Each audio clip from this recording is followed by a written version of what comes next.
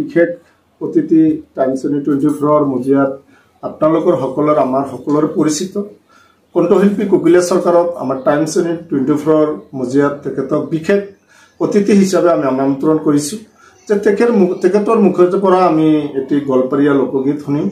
ইয়াৰ আগতে আমি কোকিলেশ সৰকাৰক তেখেতৰ দুইটি আমাৰ টাইমছ 24 দৰ্শকসকলক কিবা এটা শুভেচ্ছা জনাৰ কাৰণে আমি অনুৰোধ কৰিছো।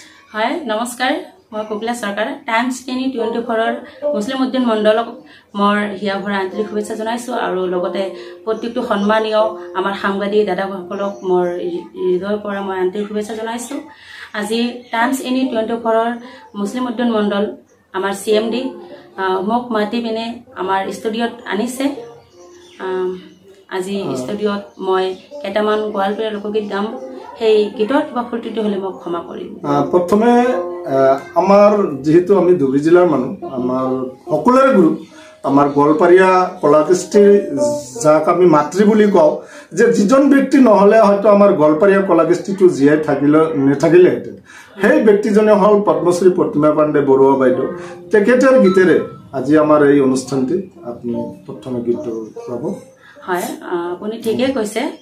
মই সৰুৰে পৰাই এই তেখেতৰ গোৱালপৰীয়া লোকগীতখিনি আজি চৰ্চা কৰি কৰি ইমান দূৰ আগলৈ যাব পাৰিছো। আজি পদ্মশ্ৰী প্ৰতিমা পাণ্ডে বৰুৱাৰ গীতেৰে আজি মই দৰ্শকৰ মাজত চিনা পৰিচয় হ'ব পাৰিছো। আজি বেটাৰ শিল্পী হ'ব পাৰিছো অনাতাঁৰ। আজি অকমান খুবেই ভাল লগা গীত আমাৰ পদ্মশ্ৰী প্ৰতিমা পাণ্ডে বৰুৱাৰ আৰে সোনিয়া মই নাৰে বাণী। ইমান এইটো সুন্দৰ গীত মই গাবলৈ ওলাইছো।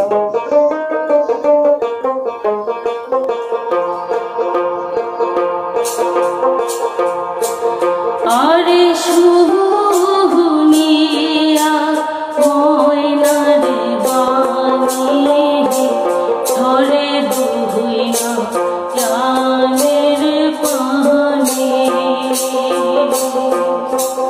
চলে দিদি মই নারে ভরিয়া আহা